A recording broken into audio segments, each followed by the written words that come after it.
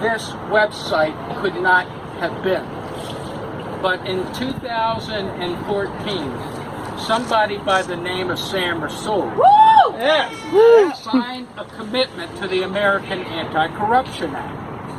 We still didn't have a cleanmoneysquad.com. But this spring in March, right here at this very spot, also using Robin's mother's podium, he announced that he was going to be a no-pack person in terms of being a political leader for us.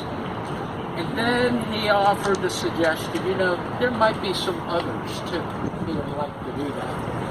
And as a result, what you see there, if you scroll down, you'll see the other candidates around the state of Virginia who are cleanmoneysquad.com, who have signed on to the American Anti-Corruption Act, who have signed to no PAC money, which means if we get that money out of the way, we really can do what we're talking about today. And so, I want to thank Sam for that. Woo-hoo! Woo! Thank you, Sam. In April of 2016, Ann and I and some others from Roanoke joined Democracy Spring at the Capitol. And we were there on behalf of corruption, getting the big money out of our system. We were there on behalf of voters' rights. And somebody that day said, look over that way, and pointed to a building. And the building they pointed to was the building that Bob Goodlatte and others go to in the afternoon. They spend a couple hours inside at the Capitol, but then they go over to the other office because that's where they raise the big money. So we know that there is a systematic corporate rule thing going on in our country, and our healthcare system is simply caught up in it. And somehow, Gandhi said, be the change that you want to be. That's why we're here today, to be that example with the people who are in D.C. so that change can happen. Well, an occasion like this, anytime you can have Sam, we want it, right? And we got him. I'm glad you're here, Sam.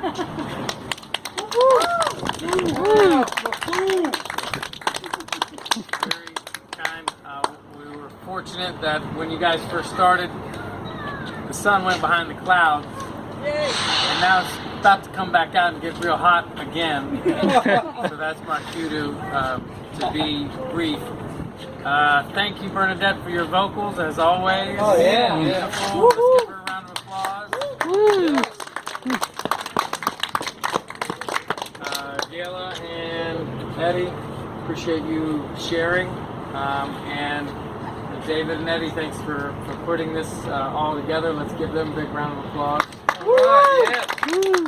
When I first started running for Congress 10 years ago, I really didn't know much about anything, to be honest with you.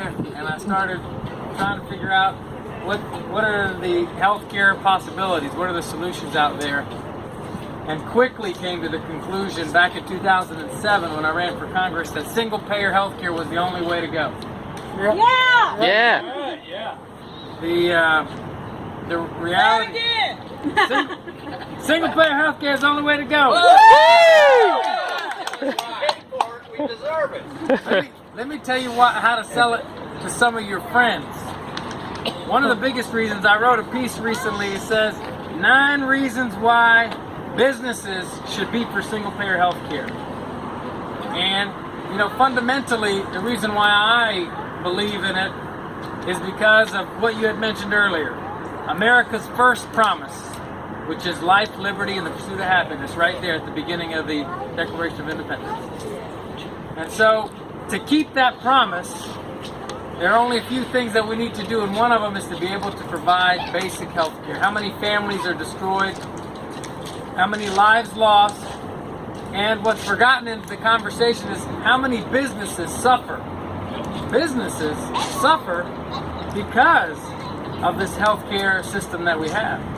The costs, the burden, the time associated with figuring out what benefits to offer, the productivity that the businesses lose because people don't go after that wellness care that Gail was talking about. We wait till we're sick, last minute.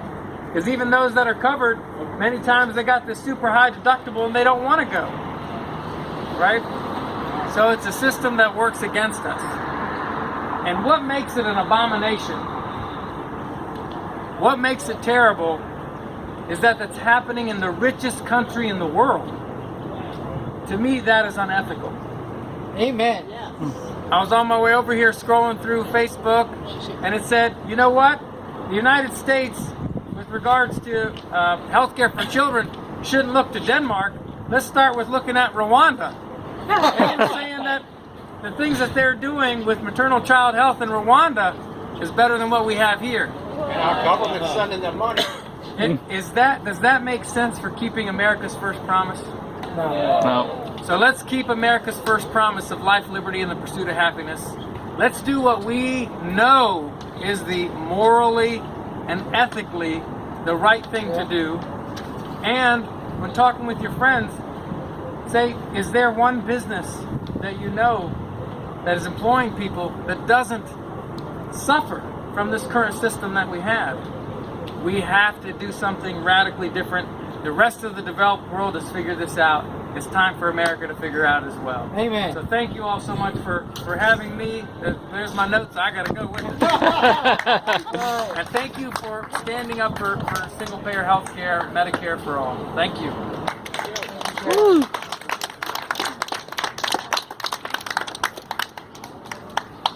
We had a kind of a surprise today, and my mom saw her new doctor today. He's Dr. Osborne with Carillion Gynecology Oncology. And, we were talking at the end of the day, and I told her I was making a speech, and and she said, where? And I told her what I was going to be here speaking about, and she said, I may like to come. So Dr. Osborne is here with us today. And we would like to thank her for being here today, but I think she may have a couple comments she wants to make. So Dr. Osborne, if you'll come and say a few words, we would totally appreciate that. No pressure. No pressure. I was planning to go take a walk after work, so I did have some lighter clothes than my work clothes, so it worked out for this. I do have one comment. He said, can you think of any business that does not suffer under our current system? And the one business I can think of is the insurance company. Let's close them down. The insurance companies. And, I'm an oncologist, and I've been here in Roanoke for about 6 years now. And I came from Wisconsin, and I see a little bit different patient population than I did back in Milwaukee. And one of the things that early on just kind of broke my heart is how many women I was seeing with advanced cervical cancer here. My first year in practice in Roanoke, in my catch-all area, I get people that come from basically West Virginia, kind of the whole little corner of our little triangle. If you put a circle around us, they're all coming here because there's not too many other places for them to go for what I do. And I saw more women my first year in Roanoke with advanced cervical cancer, which the tragedy of that is it is almost a preventable disease. Yeah. I saw more women in 1 year here than I had seen in 15 years of practice elsewhere before I came here. Wow. And it was tragic, and I was trying to figure this out, and it's because people don't have access to health care, and they don't know about what resources are there to help them, and so they're not getting the screening. And somebody here talked about health and prevention. I mean, we have a vaccine that can prevent 70% of cervical cancer. People are afraid of it because it's a sexually transmitted disease. If you have good screening, and we have programs for women that don't have insurance to get pap smears, but they don't know it even exists. So we have an access issue. And then we have patients that are more isolated here. So I have patients that come from very rural areas. And it was breaking my heart that, they weren't getting the care because they just didn't have a ride. They didn't have a car that worked.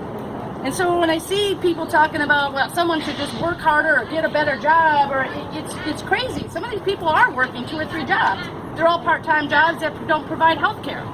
So we are can you believe this? Is this off the top of my head? Because I live this stuff every day, and it breaks my heart every day, and it infuriates me what I saw happen in this election, you know? And so we are the only industrialized country that I am aware of that still links healthcare to employment.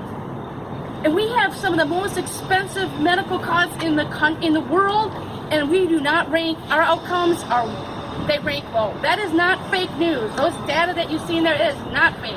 It is real.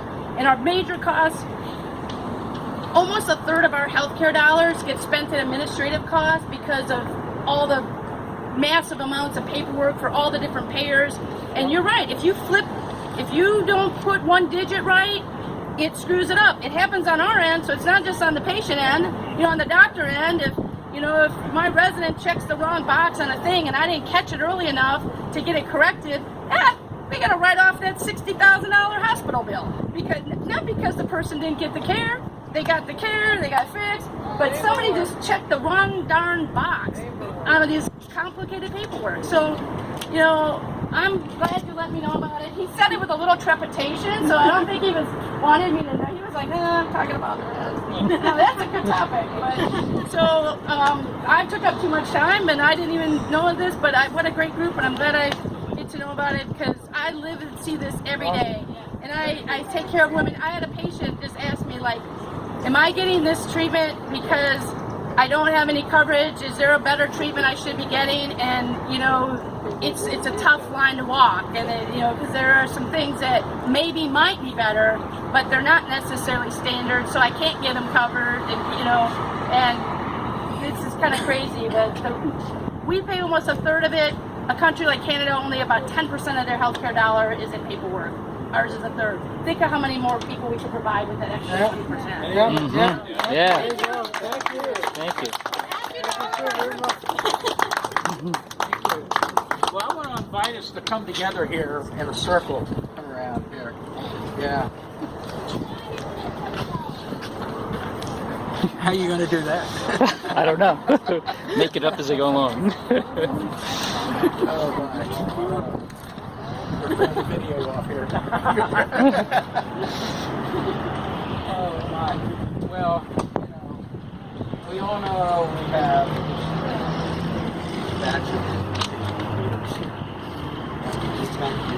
Jason. everything that you do. And I thought we could just go around a circle, and it's a name. It's either an organization you're affiliated with. I know you mentioned an individual. Name an organization or two you're connected with. Roanoke People's Power Network. There you go. There you go. YMCA. Yeah. Children's program. Children's program. Awesome. Lick Run Urban Farm. Wow.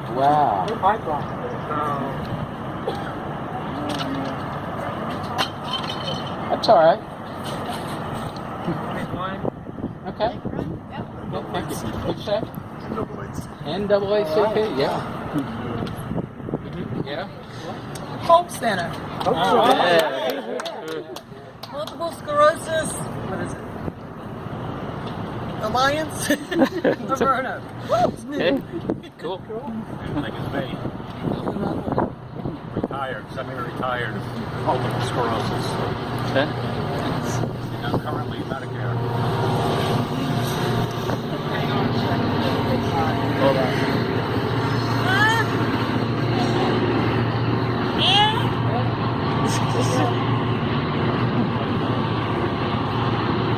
In October we'll have Amtrak, right?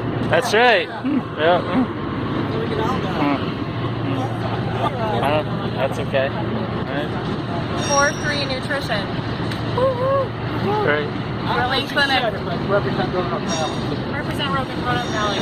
Yeah. Really clinic. Western Virginia Labor Federation. And Cool. represent Roanoke Valley. Yeah. Roanoke City Democratic Committee of the State Party of Virginia. And Yeah. represent And Roanoke represent us and our revolution. Yeah. And all of you. our revolution in the Blue Ridge, and we're having an endorsement party on Wednesday, so anybody can come. To be endorsed, you have to actively want to work for single payer for all. So we've got several HOD candidates that want to be endorsed. All right. And they get national attention if we can get them. And represent our representatives Roanoke People's Power Network and the Young Patriots Organization Rainbow Coalition. Woo! All right. Sounds like a lot of freedom right there. Roanoke Indivisible. All right. Yeah. Epilepsy Awareness and Cure, Citizens United for Research in Epilepsy. Cool. Yeah. Represent Roanoke Valley, the Money Squad, wherever I can help there. And all the preserve groups, I give them support about the pipeline issue. Cool. Today I'm here in spirit and honor of the late Tom Kane, who fought for social justice for so many of us. Yeah. Over there we got a couple. Oh. Hey, catch them off guard. tell us who you are, what group you're affiliated with. I was affiliated with myself. All right. I care for Medicare. Yeah. All right. You? Yeah. Good. Represent us. All right. Thanks. Thank you. And Democracy Spring and Your Vote, Your Voice.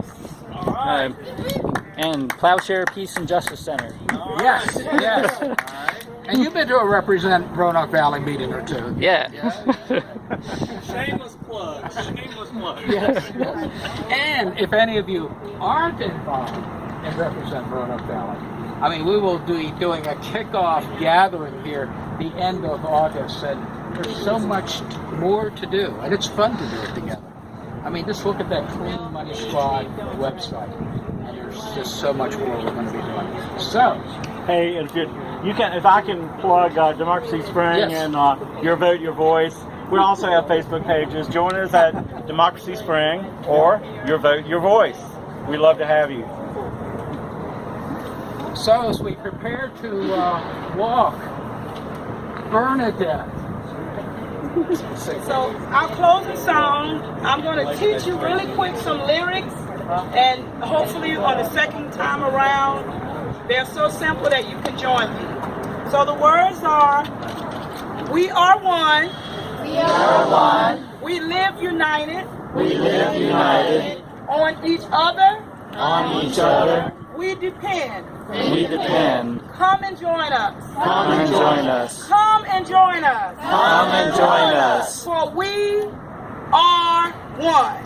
For we are one. So now I'm going to sing it this time around. All right.